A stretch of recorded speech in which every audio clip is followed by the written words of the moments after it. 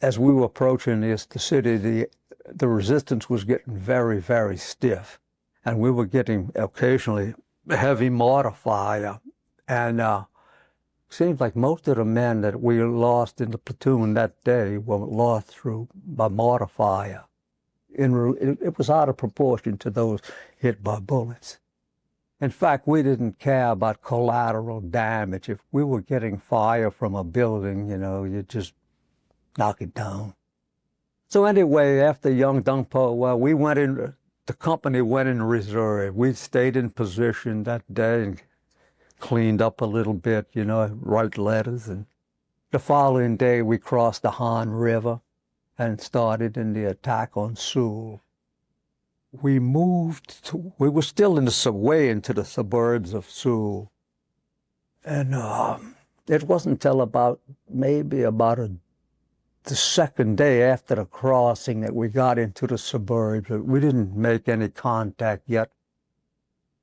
The final day in the Battle of Seoul Dog Company was in the lead. And fortunately, my platoon was the third platoon, were not the leading platoon that would encounter. We were going down the street. This was classical house-to-house fighting.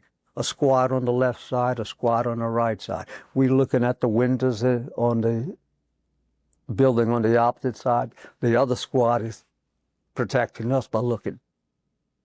What the North Koreans did, they would put barricades made of sandbags across the street, and that's where they would defend the positions.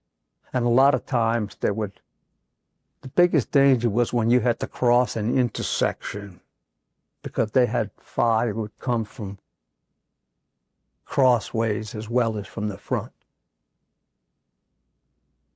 The highlight, I would say, the moment that really struck me was my squad was approaching this intersection, and it was like a crossroad with a big fountain in the middle. I guess in Europe they would call it a plaza. We had to run across,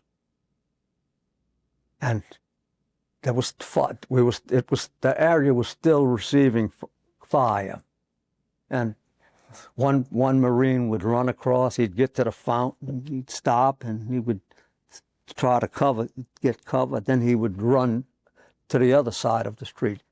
And finally, my turn came to move. Okay, out. And I froze.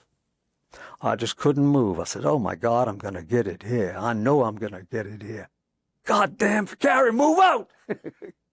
And so oh well, here I go. So I shot across. First thing you know, I reached the center. Then I got up again, went back to the other side. Oh my God, I made it. Well, so the Battle of Seoul went on. That last day, the final day, we completely went through the city, and we dug in on a hill in the suburbs, and it seemed like all the fighting was over, so we thought. So the next day we moved out, but there was no fighting. So we moved through the city. We were following this road that would take you to the north. And we dug in on a hill that sloped down to the road, and then on the other side, that was the road, the hill went up again. And on the right side, we had Easy Company, and Dog Company was on the left side.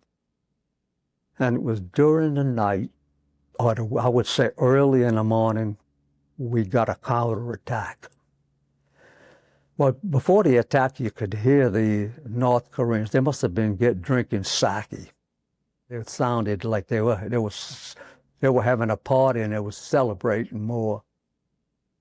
And finally, in the wee hours of the morning, I could hear machine gun fire coming from Easy Company, and there was a slope, and you could see these we called for illumination, and you could see these. The word we used to use then was gook. Of course, it's not politically correct today, but you'll hear me use that term. I'll try to stick with the vernacular of the time. they were sitting ducks for us, so we had a field day shooting gooks. It was just like a shooting gallery, you know. They attacked. Well, we heard fire. We were getting fire. There were a couple of huts, and I thought I saw a muzzle flash from that. So I pointed my rifle in that direction, and I put about a magazine into it. And the first thing you know, the attack was over. And then some of the men from Easy Company were going down the hill. And I said, hey, check that building out there, huh? Let me know what you see. He said, God damn, man, you shot his ass off. Marine jargon.